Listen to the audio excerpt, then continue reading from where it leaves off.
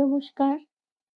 সকল ভক্ত বন্ধুদের সাদর আহ্বান জানাই দিব্যত্রয়ীর পদপ্রান্তে। দিব্যত্রয়ীর পদপ্রান্তে আমরা যে প্রসঙ্গ শুনবো আজকে, সেই প্রসঙ্গটির শিরোনাম হচ্ছে নমি নমি চরণে, নমি কলুষহরণে। রবীন্দ্রনাথ ঠাকুরের অপূর্ব একটি গানের একটি পংক্তি। বললো একটু ট্যাপটা দিতে হবে। তো আজকে আমাদের ভক্ত বন্ধুরা এক এক করে আসছেন। আমরা ঠাকুর মা শ্রীচরণে, স্বামীজির শ্রীচরণে, শ্রী গুরুকে স্মরণ করে, তার চরণে সাষ্টাঙ্গ প্রণাম নিবেদন করে আজকের প্রসঙ্গ শুরু করব। ঠাকুর মায়ের চরণে সাষ্টাঙ্গ প্রণাম নিবেদন করি, শ্রী গুরুকে স্মরণ করি, আর তারপর আমাদের যে প্রসঙ্গটি, সেই প্রসঙ্গটি যে গান থেকে পংক্তিটি উদ্ধৃত করা হয়েছে, সেই গানের কথাগুলি যদি একটু আমরা শুনি, তাহলে নিশ্চয়ই সকলের ভালো লাগবে। গানের কথাগুলো এইরকম। আমরা দেখছি এক এক করে সবাই এসে যাচ্ছি। রুমাদি, শিখা সিনহা, মিতা, সঞ্চিতা, সুদীপ্ত মুখার্জি, দীপিকা, বিলাসপুরের দিদি, সকল ভক্ত বন্ধুদের শুভ সন্ধ্যা জানাই। গানের কথাগুলো এইরকম। নমি নমি চরণে, নমি কলুষ হরণে, সুধা রস নির্ঝর হে, নমি নমি চরণে। ঠাকুর মায়ের কাছে গেলে আমরা বারবারই দেখতে পাই যে যারাই তাদের কাছে এসে পৌঁছচ্ছে, কি এক অমৃত রসধারায় তাদের অন্তর একেবারে শান্তিতে পরিপূর্ণ হয়ে যাচ্ছে। আজকে একটা কথা বারবার মনে পড়ছিল, আজকে সুদীপ্তা, সুতপা দুজনকেই একদম দেখতে পাচ্ছি। রুদ্রাণী, মৌসুমী, বর্ধমানের মৌসুমী। আজকে সকাল, এই যে একটা ঋতু পরিবর্তনের সময় আসে ভারতীদি, এই ঋতু পরিবর্তনের সময় একটা গরম হাওয়াও আসতে শুরু করে, একটা মাঝে মাঝে ঠান্ডা হাওয়া, আবার দক্ষিণ দিক থেকে একটা কিরকম সুগন্ধি, একটা উষ্ণতা মাখানো হাওয়া আমাদের ছুঁয়ে যায়। এই স্পর্শটির মধ্যেই যেন মায়ের আঁচলের স্পর্শ লেগে থাকে। আজকে বারবার সেই কথাটাই মনে হচ্ছিল। আর একটা কথা মনে হচ্ছিল যে এই রকম সময়গুলো আমরা যখন স্কুলে পড়তাম, তখন আমাদের বেশ একটা হালকা মেজাজে নতুন ক্লাসে ওঠা আনন্দ, কেননা সেই হাফ ইয়ারলি পরীক্ষা বছরের মাঝখানে। তো এই সময় যদি আমরা এক একটা ছুটির দিন পেয়ে যেতাম, তাহলে কি হতো, তাহলে মা হয়তো সংসারের কাজটা সেরে এসে বেলার দিকে একটু শুয়েছে, বা সেলাই করছে বা কাগজ পড়ছে, ওই মায়ের গা ঘেঁষে একটু বসে বইগুলো দেখা, নতুন বই পড়া, গল্পের বই পড়া, এই শুধু সান্নিধ্যটুকু, আর কিছু না। মায়ের সঙ্গে যে গল্প করছি, কিছু শিখছি, জানছি, কিচ্ছু না, শুধু মা আছেন আর আমি আছি। এটা কিন্তু গান নয়, এটা একটা পরিপূর্ণ অনুভূতি, এবং সেই অনুভূতিটা প্রাণে প্রাণে, প্রাণে প্রাণে এই সুধা রস নির্ঝর হয়ে কি যে একটা আনন্দের স্রোত বয়ে যায়, সেটা এখন বুঝতে পারি। সেই আনন্দ স্রোতটা কিন্তু আমাদের স্বয়ং শ্রী শ্রী মাই ভেতর থেকে, মানে মায়ের ভেতর থেকে আমাদের প্রাণে ঠেলে দিতেন। কিন্তু তখন তো আমরা জানতামও না, বুঝতেও পারতাম না। এই যে যেখানে আমরা যা কিছু দেখি, যা মাতৃত্বের প্রকাশ দেখি, সবই তো শ্রী শ্রী মায়েরই প্রকাশ। মা তো সেটা বলেইছেন, নমি চির নির্ভর হে, মোহ গহন তরণে। এই মোহ গহনের আমরা যে চলেছি, ক্রমশ যেন মোহের আবর্তে জড়িয়ে যাচ্ছি, ডুবে যাচ্ছি, সেখান থেকে আমরা বলছি নমি চির নির্ভর হে। কার উপর নির্ভর করি? রবীন্দ্রনাথ গাইছেন, যত আশ্রয় ভেঙে ভেঙে যায় স্বামী, তব এক আশ্রয়ে যেন লাগে চিত রহিয়া। আমরা এক একটা সময় জীবনের এক একটা পর্বে এক এক কিছুর ওপর নির্ভর করি।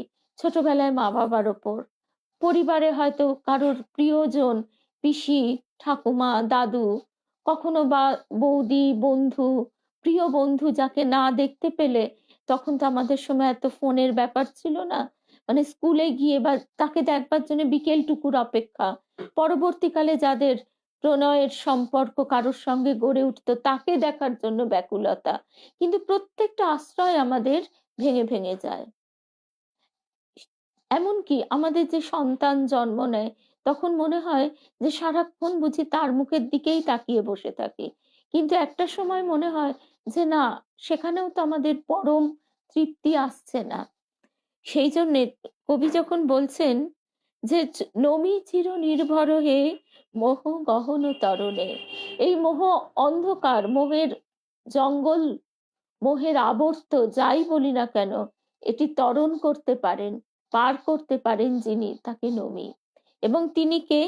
তিনি চিরনির্ভর। মা বলছেন তাই যে যুগ, জন্ম জন্মান্তরের মা।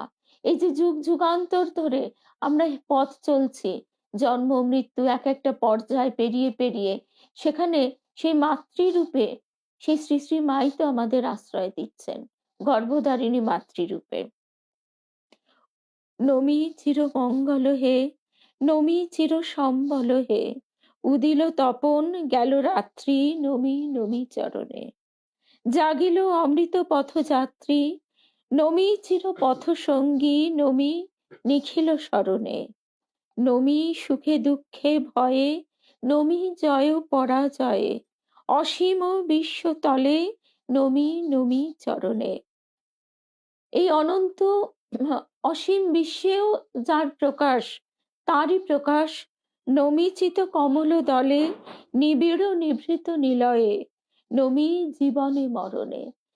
মা বলছেন না যে তোমার আর কেউ না থাক, কিন্তু যেন একজন মা আছেন।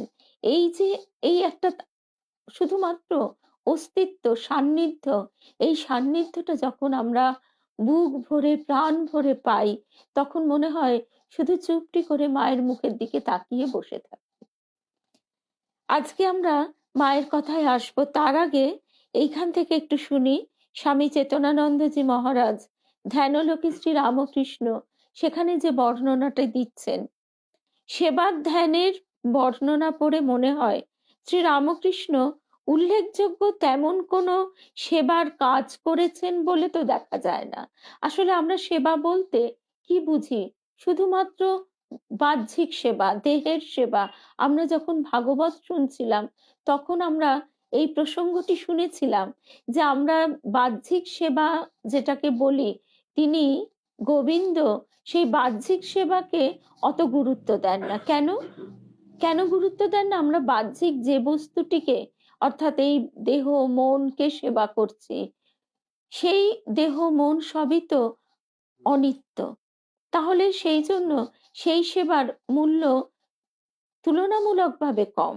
তাই আমরা দেখছি এখানে স্বামী বিবেকানন্দ অথচ শ্রী রামকৃষ্ণের আরাত্রিক স্তবে উল্লেখ করেছেন ভঞ্জন দুঃখ গঞ্জন, করুণা ঘন কর্ম কঠোর। তুমি দুঃখ যাতনা বিনাশকারী, করুণাময় ও সদা কর্মনিরত। আবার তিনি রামকৃষ্ণ স্তোত্রে লিখেছেন কর্মকলে বরম অদ্ভুত চেষ্টম, যার জীবন জীব কল্যাণে নিযুক্ত ও যার কার্যাবলী অপূর্ব, এই উভয় স্থলেই স্বামীজি ঠাকুরের নিরন্তর কর্মের ও অপূর্ব কার্যাবলীর কথা বলেছেন। কিন্তু আপাত দৃষ্টিতে আমরা যাকে কর্ম বলি, তাকে তো কর্ম করতে দেখি না। তিনি দক্ষিণেশ্বরে প্রথমে বিষ্ণু মন্দিরে পূজারী হন, শেষে কালী মন্দিরে বেশকার ও পরে 5 টাকা মাইনেই পূজারী হন। তারপর যখন তিনি দিব্যভাবে সাধন সাগরে ডুব দেন, তখন তার দ্বারা আর মন্দিরের কাজ করাই সম্ভব হলো না। ঠাকুর মথুর বাবুকে বললেন আজ থেকে হৃদয় পুজো করবে। মা বলেছেন আমার পূজার ন্যায় হৃদয়ের পূজা তিনি সমভাবে গ্রহণ করবেন। বিশ্বাসী মথুর ওই কথা দেবাদেশ বলে গ্রহণ করলেন। তিনি লক্ষ্য করেছিলেন ঠাকুরের দ্বারা মায়ের নিত্য পূজা অসম্ভব। কর্ম বলতে আমরা কি বুঝি? স্বামী চেতনানন্দজি মহারাজ বলছেন বিরাট মন্দির নির্মাণ, বিদ্যালয় স্থাপন, হাসপাতাল তৈরি, গ্রন্থ প্রণয়ন, বিজ্ঞাপন দিয়ে বক্তৃতা প্রভৃতি। ঠাকুর তো এসব কিছুই করলেন না। তবে তিনি কি করে কর্ম কঠোর ও কর্ম কলেবর হলেন? তার অদ্ভুত কার্যাবলীও তো চোখে পড়ে না। তিনি তো দিব্যি মন্দিরের বরাদ্দ প্রসাদ খেতেন, গঙ্গার ধারে বেশ একটা বড় ঘরে থাকতেন। শেষ 5-6 বছর ভক্তদের সঙ্গে একটু ভগবত প্রসঙ্গ করেছেন। বিবাহিত হওয়া সত্ত্বেও আমরা যেটা করে থাকি, বাড়ি ঘরও তৈরি করলেন না, দৈনিক হাট বাজার করলেন না, দোকানে গিয়ে নিজের জন্য জামা কাপড়ও কিনতে পারলেন না। শ্রীমকে দিয়ে সস্তা মার্কিন কাপড়ের জামা আর মোটা ধুতি কেনাতেন। শেষে তার অসুস্থ অবস্থায় সুরেন্দ্র ঘর ভাড়া দিতেন, বলরাম পথ্য জোগাতেন, আর চিকিৎসা ফ্রি। কি আশ্চর্য! ঠাকুর সংসারে থেকেও সংসার মুক্ত ছিলেন। আমাদের মতো সংসারের ঝামেলা তাকে পোয়াতে হয়নি। সাংসারিক কর্ম কি? অর্থ রোজগার, বাড়ি তৈরি, পরিবারের ভরণ পোষণ, আত্মীয় স্বজনদের প্রতি কর্তব্য পালন সবাই করে, কিন্তু তার কর্ম কিরকম? তার কর্ম ছিল কঠোর, অর্থাৎ কঠিন, যা কোনো মানুষ করতে পারে না। তিনি সেই কাজ করতেন। তিনি জীবের অবিদ্যা বা মায়া নাশ করতেন, যা অত্যন্ত কঠিন কর্ম। ওই জন্য স্বামীজি বলেছেন, কর্ম কঠোর, কর্ম কলেবরম অদ্ভুত চেষ্টাম। এবং এর সঙ্গেই মনে পড়ে যায়, গুরুদেবের কাছে যখন আমাদের গুরুদেব শ্রী শ্রী তারক ব্রহ্ম তারাদাস, তিনি বলতেন ঠাকুরের কাজ, ঠাকুরের কাজ। কোনোদিন দেখে বুঝে সুঝেই উঠতে পারতাম না কি কাজ। আমি ভাবতাম বুঝি তার সাধন ভজনটাই তার কাজ, কিন্তু না, এখন সেটা উপলব্ধি করি যে গুরুদেবের কাজ কি ছিল? আমাদের অন্তরকে জাগ্রত করা, সেটি তার সাধনা, এবং সেই সাধনার ফল তিনি জগৎকে দিয়ে গেছেন। যে সাধনায় তিনি ক্ষেত্র প্রস্তুত করেছেন, ঠাকুর তাকে সেই কাজে নিয়েছিলেন। সেই কাজে তিনি নিরন্তর যে সাধনা করে গেছেন, তিনি বাইরে কোনো মন্দির প্রতিষ্ঠা করেননি, কোনো আশ্রম প্রতিষ্ঠা করেননি। তার ভক্তরা যেগুলি করেছে সেগুলিকে তিনি অবশ্যই তার পৃষ্ঠপোষকতা করেছেন, তাদেরকে উদ্বুদ্ধ করেছেন, কিন্তু শ্রী শ্রী তারক ব্রহ্ম তারাদাস তিনি কোথাও কোনো আশ্রম তৈরি করেননি, দেবীমাও করেননি। তিনি আশ্রমের জমিটা দান করে দিয়েছেন যাতে ভক্তরা সেই শিবজ্ঞানে জীব সেবা করতে পারে, কিন্তু তাদের নিজেদের কিছুই ছিল না। ঠিক গৌরী মায়ের এই কথাটা এর সঙ্গে বুঝতে পারি। গৌরীমা বলছেন, সেদিন এক মাও বলছিলেন, একজন মা আমাদের বলছেন যে দেখো গৌরীমা, আজকে যে আমরা চলেছি, এতদিন ধরে চলছি, এই কত বিপর্যয় তো গেছে, এই যে সম্প্রতি করোনার মতো একটা এত বড় বিপর্যয় গেল, কিন্তু আমরা কিন্তু বুঝতেও পারলাম না, আমাদের কোথাও তো বাঁধলো না। সেখানে আড়ম্বর নেই, অনাড়ম্বর জীবন তাদের ঠিক বহতা স্রোতস্বিনীর মতো বয়ে গেছে। মা বলছেন, গৌরীমা বলতেন, তোমাদের জন্য আমি ব্যাংকে ফিক্সড ডিপোজিট রেখে গেলাম। সেটা কি বলতো? তারা অবাক হয়ে, মানে ছোট ছোট মেয়েরা তখন, তারা অবাক হয়ে তাকাতেন, কই গৌরীমা তো কখনো ব্যাংকে যান না, তাহলে কি বলছেন? সেই ব্যাংকের ফিক্সড ডিপোজিট হচ্ছেন জপ, জপের শক্তি, তার সাধন তেজ। তাই জন্যই তো ঠাকুর তাকে এই সাধন করিয়ে নিয়েছেন, এবং শেষকালে ঠাকুর বলছেন, অনেক সাধন ভজন হয়েছে, এইবার তোর এই তপস্যাপুত দেহটা, তোর এই তপস্যা লব্ধ যত তেজ সব এই মায়েদের সেবায় দিয়ে দে, এবং এই টাউনে বসেই। কারণ গৌরীমা প্রথমেই চেয়েছিলেন এই যে একটা আমাদের ভীষণ মানে রিপুর আক্রমণ, অহংয়ের একটা, মানে অহংয়ের একটা প্রলয়ঙ্কর ঝড় যেখানে, সেই জায়গা থেকে তিনি চেয়েছিলেন মেয়েদের, কিছু মেয়ে ঠাকুর যদি দেন তাদের সরিয়ে নিয়ে যাবেন সেই হিমালয়, দেবতাত্মা হিমালয় বলে, পরিবেশের প্রভাবেই সেখানে মানুষ এমনিই খানিকটা শুদ্ধ হয়ে যায়, সেইখানে নিয়ে গিয়ে তিনি করবেন। কিন্তু না, ঠাকুর বললেন যে এই টাউনে বসেই তোকে করতে হবে। ঠাকুরের জীবনী পড়ে আমরা জানতে পারি, আমরা আবার স্বামী চেতনানন্দজি মহারাজের কাছে ফিরে আসি। তিনি 1856 সাল থেকে 12 বছর অমানুষিক তপস্যা করেছেন এবং বিভিন্ন রূপে ও ভাবে ভগবান দর্শন করে অপূর্ব আধ্যাত্মিক শক্তি লাভ করেন। তিনি নিজে বলেছেন যে তাকে কঠোর সাধন করতে হয়েছে। দীর্ঘ 6 বৎসর তিলমাত্র ঘুম হয়নি। এটা আমরা যখন লীলা প্রসঙ্গ এই বৃহস্পতিবার থেকে শুনতে শুরু করব, তখন পর্যায়ক্রমে আমাদের তার সাধনকালীন অবস্থা আসবে।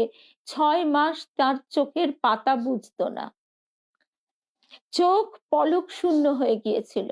জগন্নাথ, তারও তো আবৃত চক্ষু, অনাবৃত চক্ষু, তারও চোখ চকাচক্ষু বলা হয়। কেন? তার চোখে পলক পড়ে না। আর আমরা হচ্ছে আবৃত চক্ষু। সেই ঠাকুরও, তারও চোখ পলক শূন্য হয়ে গেছিল, চেষ্টা করেও পলক ফেলতে পারেননি। শরীরের দিকে মন না থাকায় তার মাথার চুল বড় হয়ে ধুলোমাটি লেগে আপনা আপনি জট পাকিয়ে গিয়েছিল। ঠাকুরের এইসব সময়কার ছবি তো আমরা পাই না, এইসব সময়কার কোনো আঁকা ছবিও আমরা পাই না। আমাদের মানস চক্ষে যেন ভেসে ওঠে সেই শিবের রূপ, জটাজুটোধারী শিবের রূপ। শরীরের দিকে মন না থাকায় তার মাথার চুল বড় হয়ে ধুলোমাটি লেগে আপনা আপনি জট পাকিয়ে গিয়েছিল। ঠাকুরের তন্ত্র, বেদান্ত প্রভৃতি বিভিন্ন সাধন কাহিনী শুনে আমরা হতবাক হয়ে যাই। এই অক্লান্ত কর্মের দ্বারা তিনি যে ধর্মশক্তি অর্জন করেছিলেন, তিনি প্রাণ, মন, বুদ্ধি ও বাক্যের দ্বারা, তিনি প্রাণ, মন, বুদ্ধি ও বাক্যের দ্বারা তা অকাতরে শিষ্য, ভক্ত, সর্বজীবের মধ্যে বিতরণ করে গিয়েছেন। ওই কালে তার কাছে প্রচুর লোক সমাগম হতো। তিনি দিন রাত কথামৃত বর্ষণ করতেন এবং নৃত্য, গীত ও সমাধির দ্বারা আধ্যাত্মিক পরিবেশ সৃষ্টি করতেন। আমরা একটা কথামৃতই সারা জীবনে পড়ে বুঝে জীবনে প্রতিফলিত করতে পারি না। আমাদের কথামৃতই হচ্ছে ধ্যানের ধন।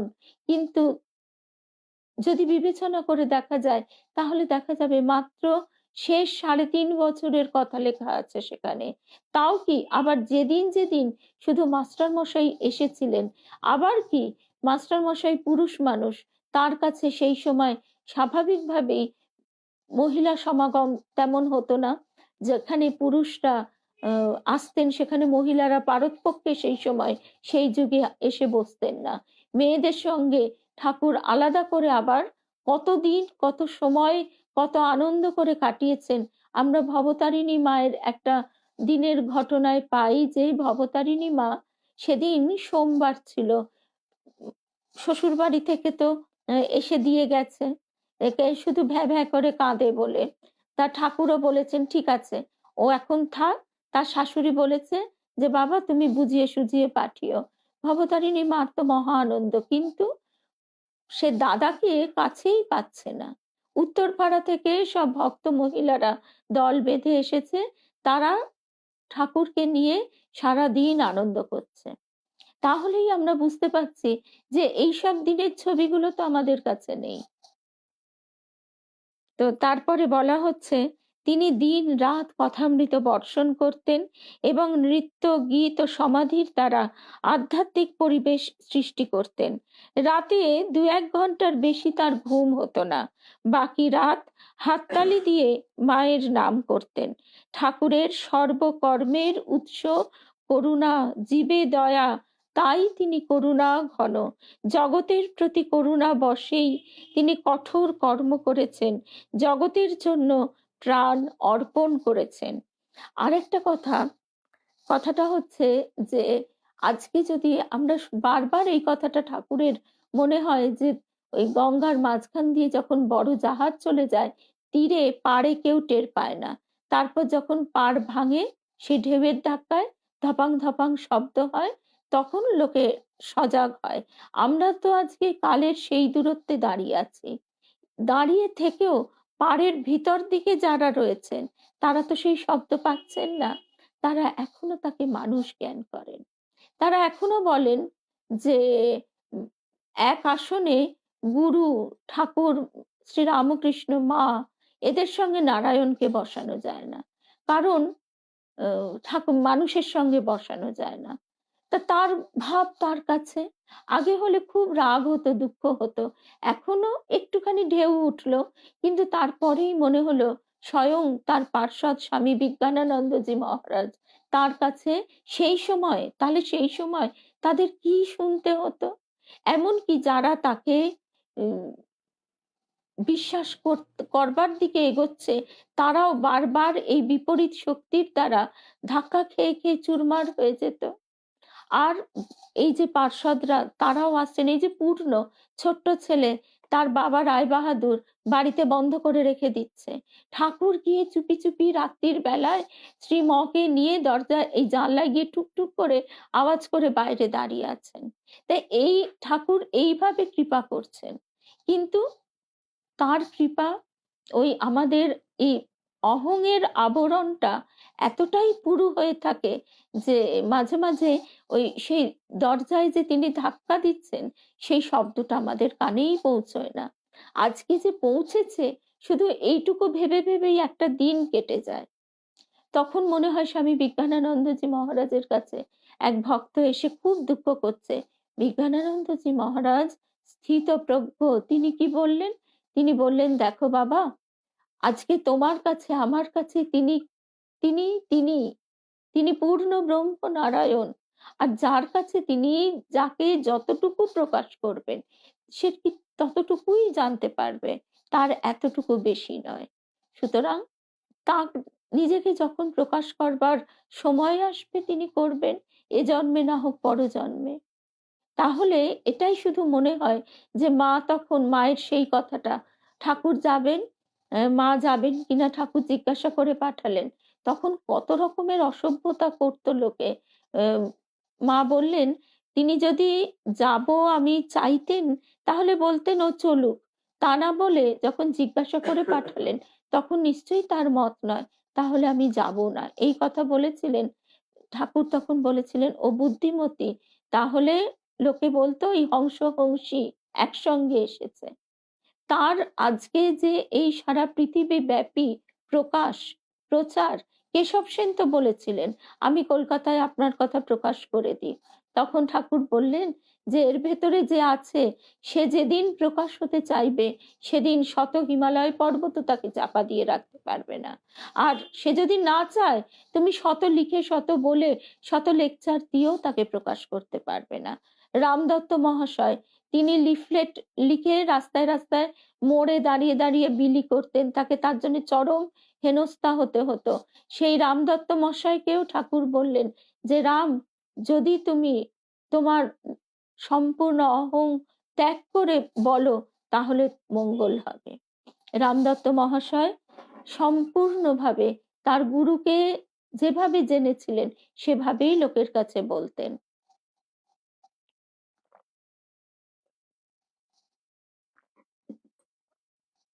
তাই আজকে মনে হয় যে তার কত কৃপা যে আজকে আমরা তার আশ্রয় পেয়েছি। জীবনের শেষ প্রান্তে ঠাকুরের আধ্যাত্মিক প্রকাশে আকৃষ্ট হয়ে দক্ষিণেশ্বরে যখন অশেষ জনসমাগম হচ্ছিল, তখন একদিন তিনি ভাবাবস্থায় মাকে বলছেন, মা জগদম্বাকে, করছিস কি? এত লোকের ভিড় কি আনতে হয়? নাইবার খাবার সময় নেই। ঠাকুরের গলায় তখন সেই যন্ত্রণার সূত্রপাত হয়েছে। নিজের শরীর দেখিয়ে বলছেন, একটা তো ভাঙা ঢাক, এত করে বাজালে কোন দিন ফুটো হয়ে যাবে যে, তখন কি করবি? কি এরম কথা কে বলে? একটা ছোট্ট শিশু বলে। আমাদের মাস্টার মশাই তার মানে বাৎসল্য প্রেমে তিনি একদম উদ্বেলিত হয়ে ঠাকুরকে বলতেন না, যে পঞ্চম বর্ষীয় বালকের ন্যায় মায়ের আঙিনায় তিনি ঘুরে বেড়ান। কাজের বেশি চাপ পড়লে আমরা বসের কাছে গিয়ে কমপ্লেন করি, ঠাকুর তেমনি একদিন ভাবাবেশে জগদম্বার সঙ্গে বিবাদ আরম্ভ করলেন। বললেন, অমন সব আদারে লোককে এখানে আনিস কেনে? তারপর একটু চুপ করে থেকে বলছেন, আমি অত পারবো না, এক সের দুধে এক আধপো জলই থাক, তা নয়, ১ সের দুধে ৫ সের জল। জাল ঠেলতে ঠেলতে ঠেলতে ঠেলতে ধোঁয়ায় চোখ জ্বলে গেল। তোর ইচ্ছে হয় তুই দিগে যা, আমি অত জাল ঠেলতে পারবো নি। অমন সব লোককে আর আনিসনি।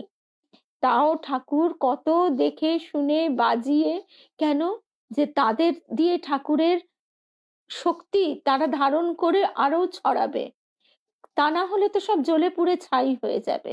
দেবীমার সেই দর্শনটির কথা বারবার এই প্রসঙ্গে মনে পড়ে, যে দেবীমা দেখছেন, ঠাকুরকে দেবীমা দেখতে পাচ্ছেন, যে বিরাট দেহ, এবং তিনি বসে আছেন স্মিত সহাস্য নিমিলিত মুখে, আর তার ২ হাতে বরাভয়।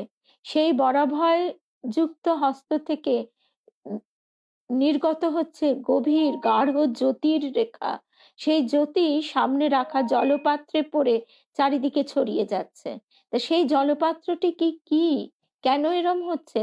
তখন দেবীমার সঙ্গে যিনি পথপ্রদর্শক ছিলেন, সেই কণ্ঠে ধ্বনিত হচ্ছে যে জগৎ এই কৃপা, এই শক্তি ধারণ করবার উপযুক্ত হয়নি, তাই তিনি তাদের নিয়ে এসেছেন। ক্ষেত্র প্রস্তুত হচ্ছে, অর্থাৎ সেই মানুষ গুরুর মধ্যে দিয়ে তিনি জগৎকে, যারা আরো দুর্বল তাদের কাছে সেই সেই শ্রী রামকৃষ্ণ শক্তি পৌঁছে দিচ্ছেন, প্রতিফলিত হয়ে আসছে আমাদের কাছে। কিন্তু তাই গুরুতে গুরুতে কোনো ভেদ নেই, শ্রী রামকৃষ্ণের আশ্রিত সব গুরুই এক।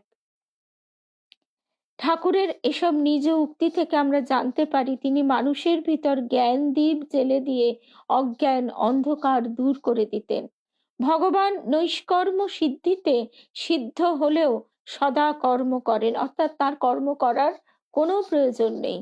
কৃষ্ণ গীতাতে বলছেন, হে পার্থ, ৩ লোকে আমার কিছু কর্তব্য নেই এবং অপ্রাপ্ত বা প্রাপ্তব্যও কিছু নেই, তথাপি আমি লোক সংগ্রহার্থ কর্মে ব্যপ্ত আছি।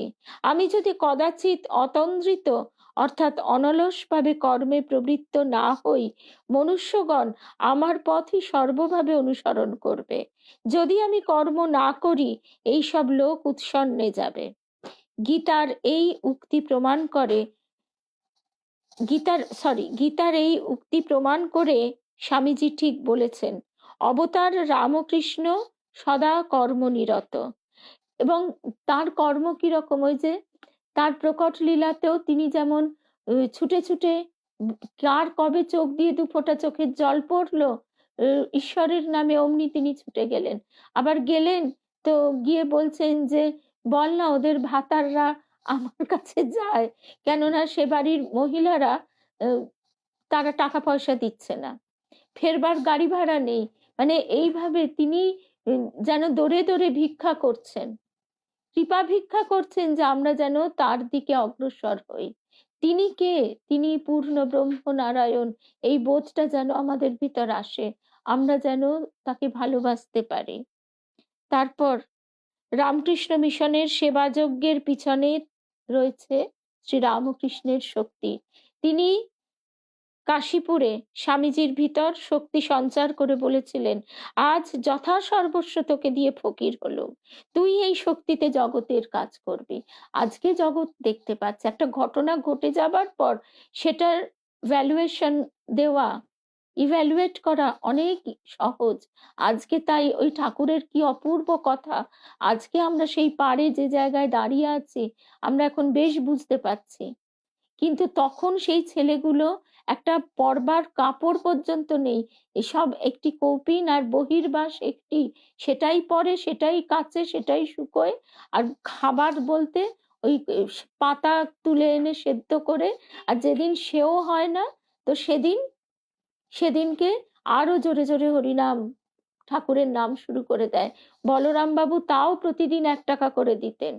তারপর শুধু তাই নয়, যখন মঠেও নতুন মঠ তৈরি হয়ে গেছে, সেই মঠেও যখন তারা বাস করতে শুরু করছেন, তখন সেখানে বুড়ো গোপাল, স্বামী অখণ্ডানন্দজি মহারাজ, আজকে তো ফুলে ফুলে কি মনে হয় যেন একদম স্বর্গের নন্দন কানন, তখন সেই ওই অতখানি বিস্তৃত জমি, এবড়ো খেবড়ো। আমরাই ছোটবেলায় দেখেছি, যখন বেলুর মঠের মূল দ্বার দিয়ে ঢুকছি, এক পাশে ধান চাষ হচ্ছে, সবজি চাষ হচ্ছে। এখন চারিদিকে সমস্ত কিছুই বদলে গেছে। কতটুকু সময়, কতটুকু বছর গেছে। তাহলে সেই যুগে সেই সময় লোকেরা কি বলতো? এবং বলাটা তাদের দোষ নয়। তিনি কোথায় চিনু শাঁখারি, ভানু পিসি, মানে তাদেরকে তিনি তার স্বরূপ প্রকাশ করেছেন।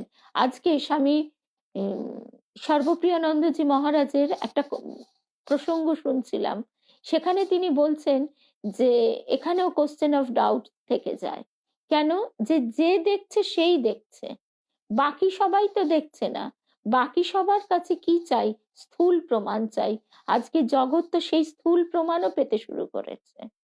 তখন ওইরকম কতগুলো বাপে খেদানো মায়ে তাড়ানো ছেলেকে কে বিশ্বাস করবে? সংসারী গৃহী বিষয়ী মানুষ, তারা সবসময় পাটোয়ারি হিসেবে বুদ্ধিতে চলে। তারা বারবার বোঝাচ্ছে তারাও ঠাকুরকে কম ভালোবাসতো না, কিন্তু তাদের ভালোবাসা ওই সর্বস্ব জান প্রাণ দিয়ে তো নয়। তাই তারা বলেছিল ঘরের ছেলে ঘরে ফিরে যাও, তোমাদের বিয়ে থা করে সংসার করতে হবে না, কিন্তু ঘরে বসে বসে সাধন ভজন করো।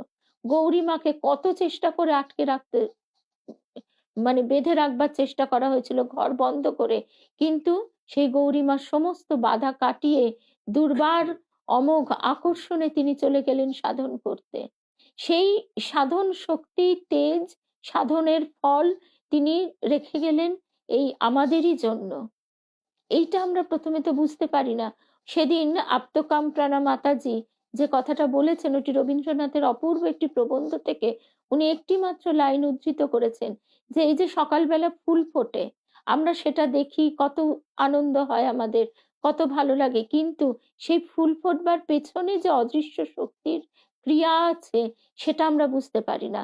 তার স্থূল ক্রিয়াটা হচ্ছে সার দেওয়া, জল দেওয়া, তাকে গোড়ায় যত্ন আত্তি করা, কিন্তু তারপরেও একটা অদৃশ্য শক্তির ক্রিয়া থাকে, রাতের শিশির, প্রাণ শক্তি, সেটা কে দেয়? সেই শক্তিতেই পরের দিন পুষ্প বিকশিত হয়। ঠিক সেইভাবে আজকে শ্রী রামকৃষ্ণের যে মস্ত বড় তোড়াখানি, সেই তোড়ার ফুলগুলো একটু একটু করে বিকশিত হচ্ছে। আমাদের গুরুদেব বলতেন যে হৃদয়কে শ্রী রামকৃষ্ণ নামের মধুতে পরিপূর্ণ করো, শ্রী রামকৃষ্ণ নামের মৌচাক তৈরি করো, নিজেও আস্বাদন করো, অপরকেও বিলাও। তারপর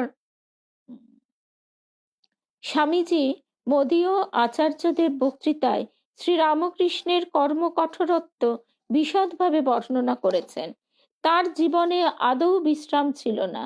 তার জীবনের প্রথম অংশ ধর্ম উপার্জনে ও শেষ অংশ তার বিতরণে ব্যয়িত হয়েছিল। দলে দলে লোক তার উপদেশ শুনতে আসতো, আর 24 ঘন্টার মধ্যে 20 ঘন্টা তিনি তাদের সঙ্গে কথা বলতেন। এই রকম ঘটনা যে দু একদিন ঘটেছিল তা নয়, মাসের পর মাস, মাসের পর মাস এই রকম হতে লাগলো। অবশেষে এই কঠোর পরিশ্রমে তার শরীর ভেঙে গেল। মানব জাতির প্রতি তার অগাধ প্রেম ছিল। যারা তার কৃপা লাভের জন্য আসতো, এই রকম সহস্র সহস্র লোকের মধ্যে অতি সামান্য ব্যক্তিও তার কৃপা হইতে বঞ্চিত হতো না। রসিক মেথরের বাড়িতে গিয়ে তিনি তার ওই লম্বা হয়ে যাওয়া চুল দিয়ে নর্দমা পরিষ্কার করছেন, এগুলো কি আমরা ভাবতে পারি? আজকে ফুলের মধ্যে ঠাকুরকে বসিয়ে রেখে তাকে আমরা দেবতা বানিয়েছি, কিন্তু তার আগের পথটা যে কি ছিল, কারণ তিনি আমার নরলীলা করতে এসেছেন।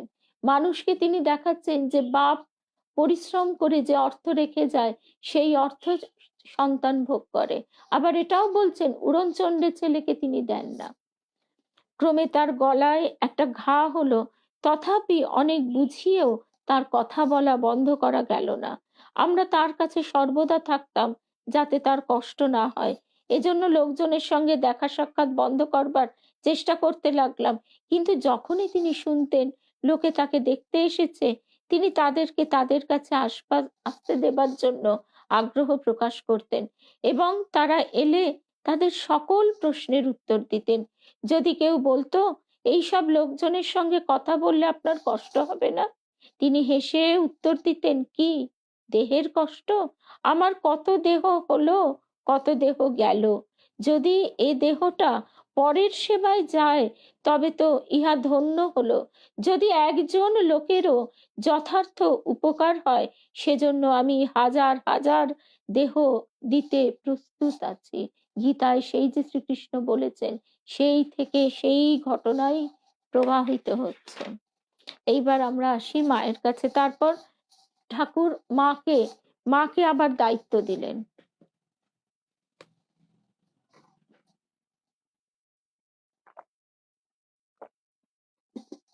এটিও স্বামী চেতনানন্দজি মহারাজের লেখা থেকেই আমরা শুনবো। শিরোনাম হচ্ছে একটি অমোঘ আশীর্বাদ। মানুষের চেষ্টা যখন শেষ হয় বা কুল পায় না, তখন সে দৈবের সাহায্য চায়। এক বিদেশিনী নারী তার মেয়ের কঠিন ব্যাধি নিরাময়ের জন্য মায়ের করুণা ভিক্ষা করতে উদ্বোধনে হাজির। মেমটি বাংলা জানায় মায়ের সঙ্গে সরাসরি কথা বলতে পেরে সে খুব খুশি। সরজুবালা সেন কথোপকথনটি লিপিবদ্ধ করেছেন। 4টে বেজেছে, মা উঠলেন। ঠাকুরের বৈকালী ভোগ হয়ে গেল। রাসবিহারী মহারাজ এসে বললেন, একটি মেম তোমাকে দর্শন করতে এসেছেন, নিচে অনেকক্ষণ অপেক্ষা করছেন। মা আসতে বললেন। মেমটি এসে মাকে প্রণাম করতেই মা এসো বলে তার হাত ধরলেন। মা যে বলেন, যেখানে যেমন সেখানে তেমন, যখন যেমন তখন তেমন, সেটি প্রত্যক্ষ করা গেল। মা এমন ভাবে হাত ধরলেন যেন হ্যান্ডশেক করার মতো।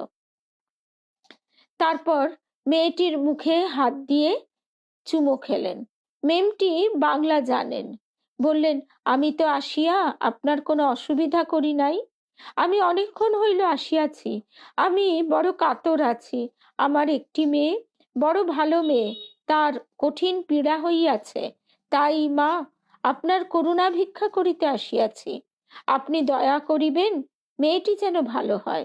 সে এত ভালো মেয়ে মা, ভালো বলিতেছি কেন, আমাদের মধ্যে স্ত্রীলোক ভালো বড় একটা নেই। মেম নিজেই বলছে যে তাদের ভিতরে যে উশৃঙ্খলতা, অসংযত ভাব, অনেকেই বড় বদমাস, দুষ্ট। এ আমি সত্য কথা বলিতেছি। এ মেয়েটি সেরূপ নহে, আপনি কৃপা করিবেন। মা বললেন, আমি প্রার্থনা করব তোমার মেয়ের জন্যে, ভালো হবে। মেমটি একথায় খুব আশ্বস্ত হলেন। বললেন, তবে আর ভাবনা নাই। আপনি যখন বলিতেছেন ভালো হইবে, তখন ভালো হইবেই, নিশ্চয় নিশ্চয় নিশ্চয়। মেয়েটি কথায় খুব জোর ও বিশ্বাস প্রকাশ পেল। মা সদয় হয়ে গোলাপ মাকে বললেন, ঠাকুরের ফুল একটি এঁকে দাও, একটি পদ্ম আনো। এই ঘটনাটা যদি আজকের দিনে ঘটতো, আমরা কিছুমাত্র অবাক হতাম না। যেমন মধুরিমাদি বলেছিল যে মধুরিমাদি যখন শিকাগোতে গিয়েছিল, সেখানকার লোকেরা শুধুমাত্র আমরা এই স্বামীজির দেশ থেকে এসেছি বলে তারা এসে আমাদের সঙ্গে হ্যান্ডশেক করত, কত কথা জিজ্ঞাসা করত। তা আজকের দিনে এটা হলে আমাদের কাছে কিছুই একটা আশ্চর্য ঘটনা বলে এটা মনে হতো না। কিন্তু সে যুগে যখন আমরা ব্ল্যাকি, নেটিভ এই নামে সম্বোধিত হতাম, যখন আমাদের এত ঘৃণার চোখে ইংরেজরা দেখতো, সেই সময়কার কথা কিন্তু। আর মায়ের আরেকটাও কথা মনে রাখতে হবে, পঞ্চতপা করার পর মায়ের যে অপূর্ব সেই রূপ, সেটা কিন্তু আরো ঢাকাচাপা পড়ে গিয়েছিল। মা বলেছিলেন, মা নিজেই বলেছিলেন যে তারপর যখন অগ্নিতে প্রবেশ করলাম, তখন অগ্নির এতটুকু তাপ দেহে স্পর্শ করলো না, শুধু ওপর থেকে চামড়াটা পুড়ে কালো হয়ে গেল। তো তারপর আমরা যে কথায় ছিলাম, তো মা সদয় হয়ে গোলাপ মাকে বললেন, ঠাকুরের ফুল একটি এঁকে দাও, একটি পদ্ম আনো। বিল্লপত্রের সঙ্গে একটি পদ্ম এনে গোলাপ মা মায়ের হাতে দিলে। মা ফুলটি হাতে করে চোখ বুজে একটু রইলেন। পরে ঠাকুরের পানে এক দৃষ্টে চেয়ে ফুলটি মেমটির হাতে দিয়ে বললেন, তোমার মেয়ের মাথায় বুলিয়ে দেবে।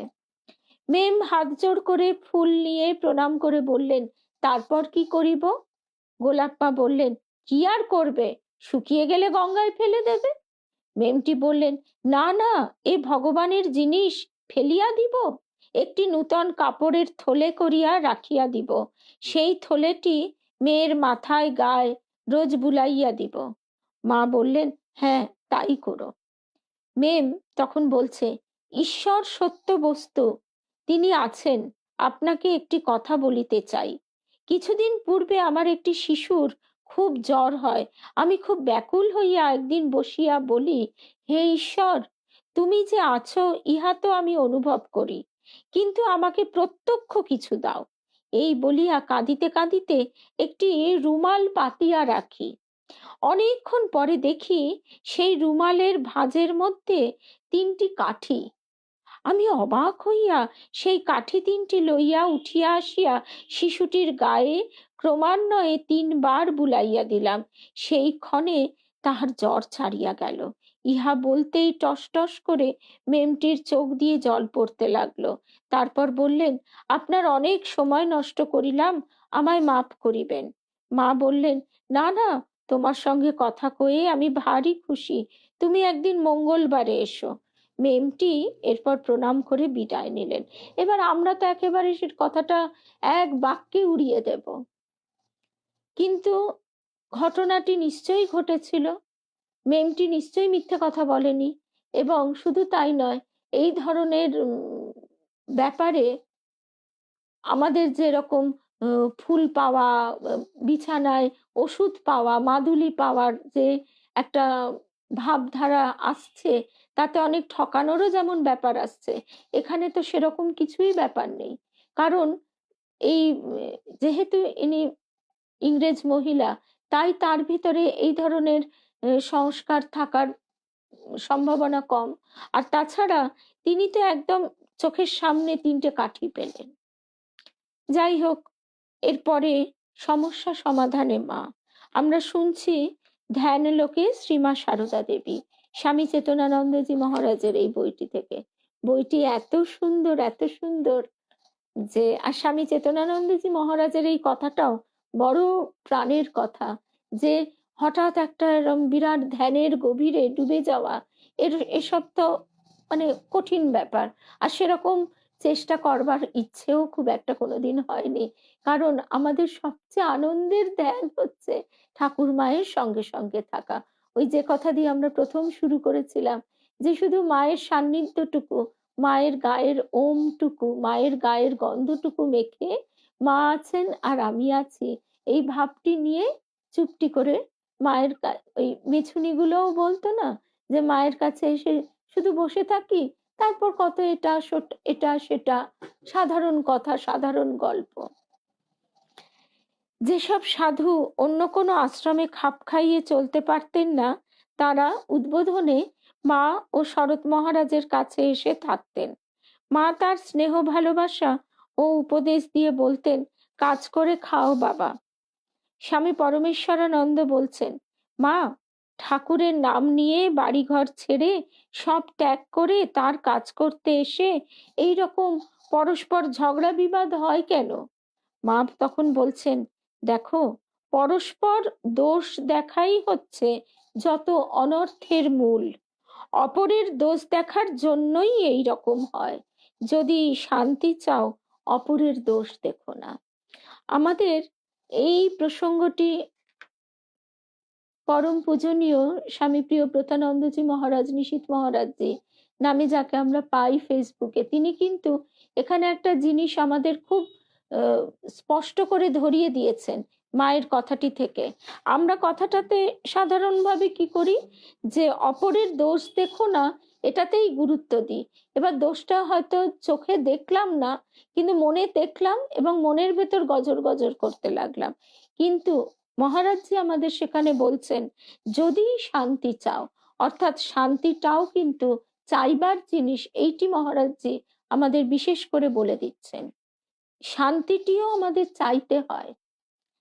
আর তার সঙ্গে এটাও বুঝতে হয় যে মানুষ মাত্রেই দোষে গুণে। তো সুতরাং আমাদের এই নেগেটিভ দৃষ্টি, দোষ দৃষ্টি থেকে আমরা নিজেদের যত মুক্ত করতে পারবো, আমাদের মন ততই মানে স্নিগ্ধ, শান্ত, আনন্দময় হবে। উদ্বোধনে খাওয়ার ঘন্টা পড়লে সব সাধু হাজির হতেন, নয়তো পরিবেশনের অসুবিধা হতো। এই জন্য গোলাপ মা খুব চেঁচামেচি করতেন। স্বামী শারদেশানন্দজি মহারাজ লিখছেন, উদ্বোধনে ডাক্তার মহারাজ পূর্ণানন্দজি রাত্রে কোনো কোনো দিন খাবার পঙ্গতে ঠিক সময়ে আসতে পারতেন না, সেজন্য গঞ্জনাও ভোগ করতেন। একদিন খুব বেশি দেরি হওয়াতে গঞ্জনা খুব বেশি হলো দেখে মা তাকে নিভৃতে ডেকে সস্নেহে তার কারণ জিজ্ঞাসা করলেন। তিনি মায়ের করুণাতে বিগলিত হয়ে কেঁদেই ফেললেন এবং অশ্রুমোচন করতে করতে বললেন, রাজা মহারাজের আদেশ, মানে স্বামী ব্রহ্মানন্দজি, রাজা মহারাজের আদেশ নিত্য 10,000 জপ করবে, সংখ্যা ঠিক রেখে, এবং ভুল হলে প্রথম থেকে পুনরায় জপ করবে। সংখ্যা ভুল হলে জপের ফল রাক্ষসে খেয়ে ফেলে। মা রাক্ষসে খাওয়ার কথা শুনে একেবারে বালিকার মতো হেসে উঠলেন এবং বললেন, বাবা তোমরা ছেলে মানুষ। তিনি ডাক্তার, মানে তিনি নিতান্ত কচি, মানে একেবারেই সেই সেই সরলার্থে তো কচি বাচ্চা ছেলে নন, কিন্তু মায়ের কাছে ছেলে মানুষ তো বটেই।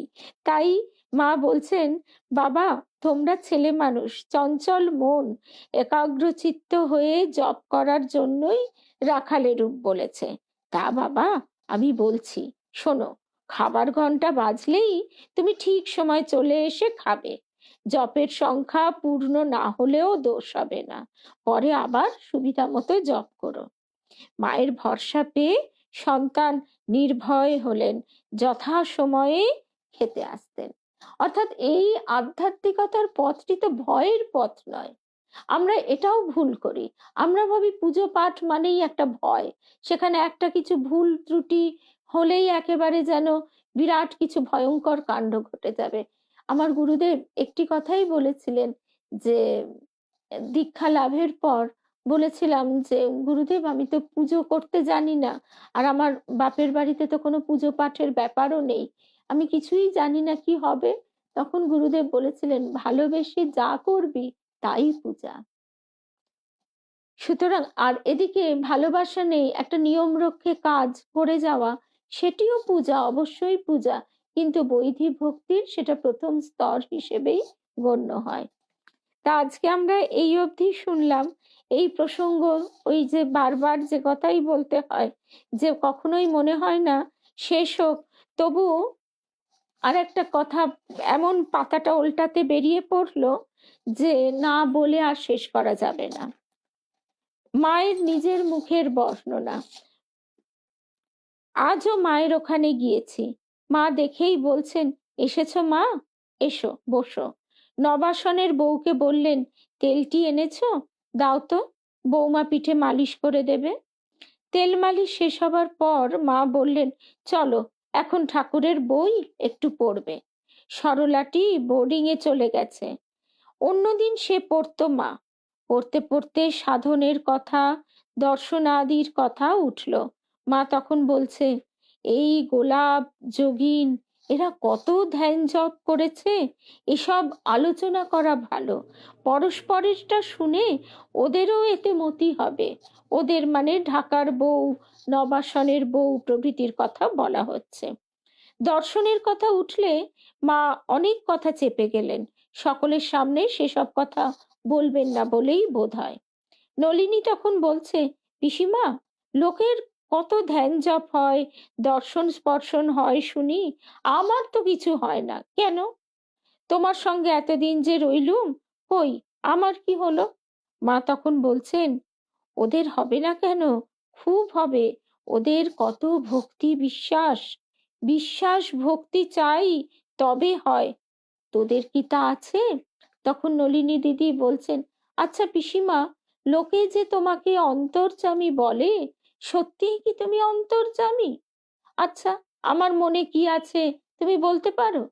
মা একটু হাসলেন। নলিনী আবার শক্ত করে ধরলেন মাকে। তখন মা বলছেন, ওরা বলে ভক্তিতে। তারপর বললেন, আমি কি মা?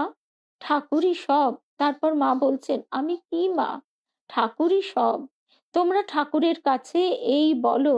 হাত জোর করে ঠাকুরকে মা প্রণাম করে বলছেন, আমার আমিত্ব যেন না আসে, আমার আমিত্ব যেন না আসে। এইটাই তো সবচেয়ে বড় প্রতিবন্ধকতা। এইটি থাকে বলেই তো যত গন্ডগোল। মায়ের ভাব দেখে হাসি পেয়ে গেল। ধরা ছোঁয়া না দেওয়ার ভান, আর আমরা তো এক একটি অহংকারে ভরা। এ শিক্ষার মর্ম বোঝার আমাদের ক্ষমতা কোথায়?